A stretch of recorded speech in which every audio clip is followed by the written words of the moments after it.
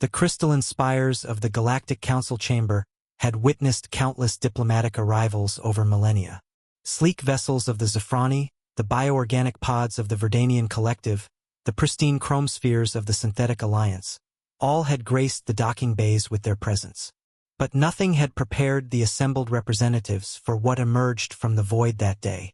Ambassador Kretek's 4 eyes widened as the human convoy materialized from hyperspace. Where other species arrived in polished diplomatic cruisers, humanity's delegation came in machines of war.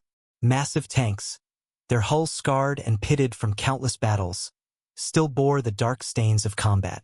The lead vehicle, a behemoth designated Hellhound 7, had what appeared to be claw marks raked across its armor plating, each groove filled with a substance that made even the battle-hardened Krexian delegates shift uncomfortably. "By the eternal void," whispered Counselor Vexera, her tentacles retracting instinctively. "Is that blood?" The human ambassador, General Sarachun, stepped out from the lead tank. Her dress uniform was immaculate, but her eyes held the weight of 1,000 battles.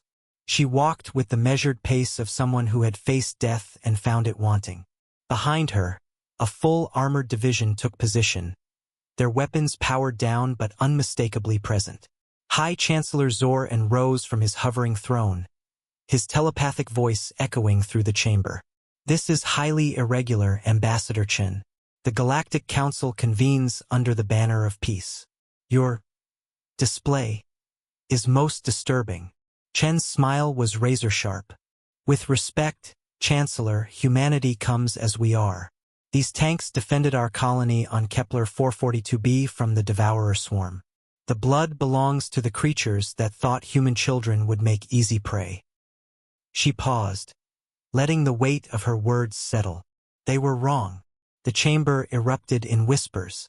The Devourer swarm had been the Council's greatest failure, a bioengineered weapon that had consumed 3 systems before simply vanishing. The Council had written off the infected sectors, including the human colony. "Impossible," stammered the Altarian representative. "The swarm is unstoppable. No species ever tried hard enough," Chen interrupted. She gestured to a scarred tank commander who stepped forward, producing a sealed container. Inside, floating in preservation fluid, was the head of a Devourer queen. "Humanity doesn't run. We adapt. We endure. And when necessary, we ensure our enemies become extinct." The silence was deafening. For centuries, the Galactic Council had prided itself on peaceful solutions, on negotiation and compromise. They had never encountered a species that met existential threats with such finality. Chancellor Zoran's voice trembled slightly. "You exterminated them? The entire swarm?" "Every last one," Chen confirmed. "It took 3 years, 7 million soldiers, and yes, these tanks. We painted them with swarm blood as psychological warfare. Turns out, even hive minds can learn fear."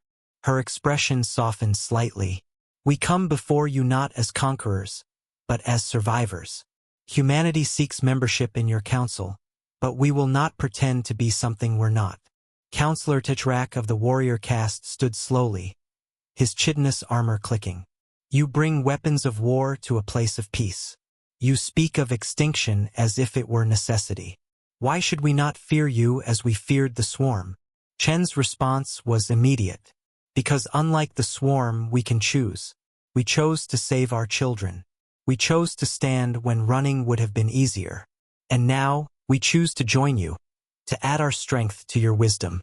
She looked around the chamber, meeting every gaze. "But make no mistake.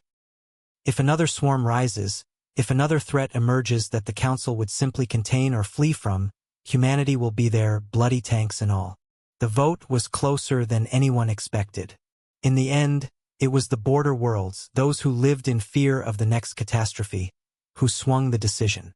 As humanity took its seat among the galaxy species, their blood-stained tanks remained in the docking bay, a reminder that sometimes survival required more than diplomacy.